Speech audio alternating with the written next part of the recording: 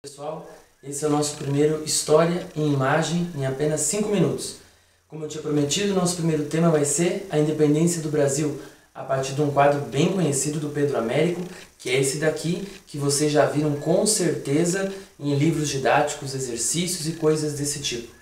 Esse quadro é de 1888, pintado pelo Pedro Américo, que estava, aliás, fora do Brasil.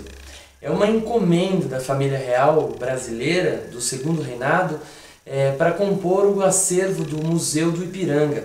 Esse quadro, aliás, ainda está exposto lá no Museu do Ipiranga e pode ser acompanhado por todos vocês no salão principal. É um quadro muito famoso que carrega um monte de elementos históricos que a gente pode analisar. A começar pela figura de Dom Pedro I, bem no centro da imagem, destacado gritando independência ou morte.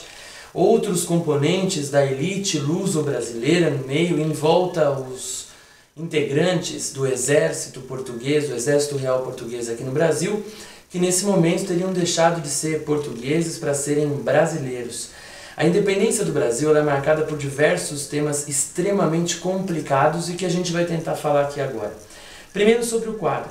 O quadro de 1888 do Pedro Américo é uma encomenda e por isso ele reflete muito mais interesses do Segundo Reinado do que de fato representar o que ocorreu no momento da independência do Brasil.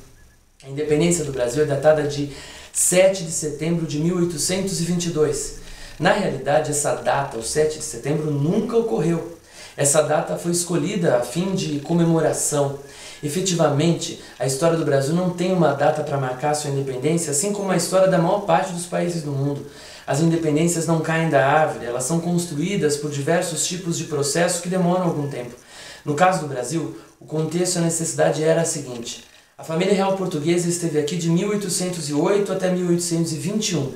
Enquanto esteve aqui, a família real trouxe diversos tipos de independência e de melhorias para o Brasil. A começar pela abertura dos portos das nações amigas, depois a elevação do Brasil a Reino Unido de Portugal e Algarves e diversas obras como o Banco do Brasil, a Imprensa Régia e até mesmo o Banco do Brasil. A presença da família real portuguesa no Brasil, ela marca as nossas independências, diversas conquistas que nós não tínhamos antes. Efetivamente, a liberdade econômica com a abertura dos portos. Mesmo que o Brasil fosse dominado economicamente pela Inglaterra, oficialmente, na letra da lei, o Brasil tinha autonomia comercial e econômica. A elevação do Brasil ao Reino Unido de Portugal e Algarves, mesmo que refletindo interesses portugueses, isso dava ao Brasil um status de igualdade política nas relações com Portugal na Península Ibérica. No entanto, o quadro de Pedro Américo mostra muito mais o mito do que a realidade histórica. A ideia da família real em encomendar esse quadro, e a ideia do Pedro Américo a pintá-lo, é criar um passado mítico para o Brasil.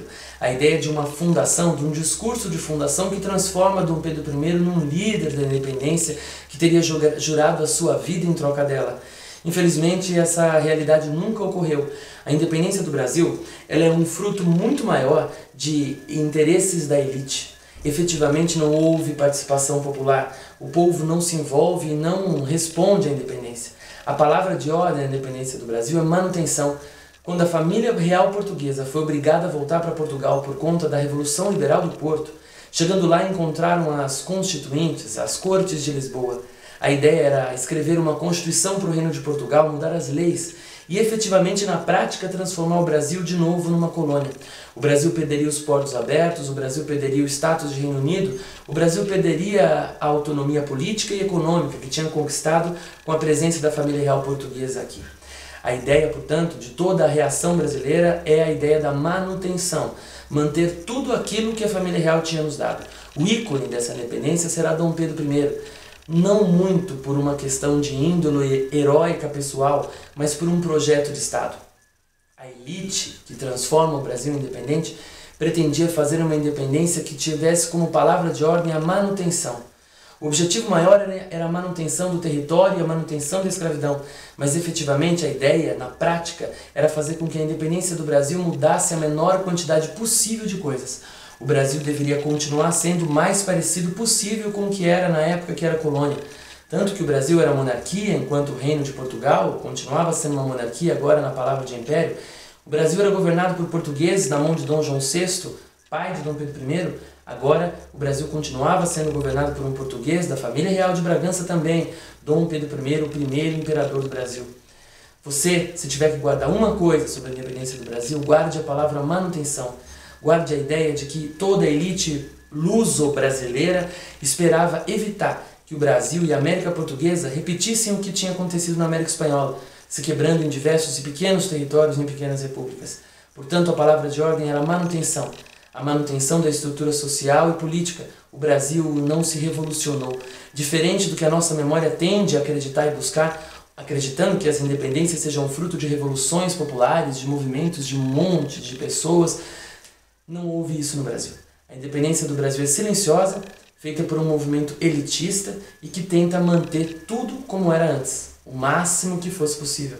A ideia, portanto, do quadro de Pedro Américo é transformar Dom Pedro I num ícone, é transformar em momento da independência do Brasil num momento de orgulhar nossa história.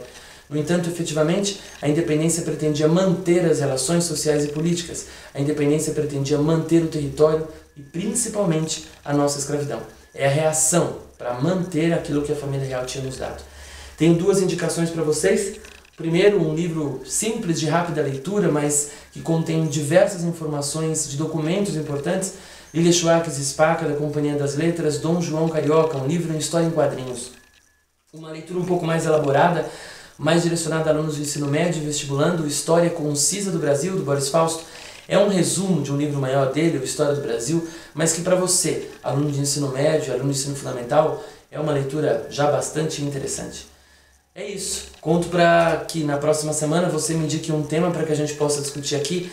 Qual que é a sua imagem predileta, qual que é a sua dúvida, qual que é o contexto e o período que você gostaria que a gente tratasse. Curta a nossa página no Facebook, História e Imagem, em apenas 5 minutos. Temos também o canal no YouTube. Vamos lá, é só curtir, é só assistir e é só pedir. Semana que vem um vídeo, agora a partir do seu pedido.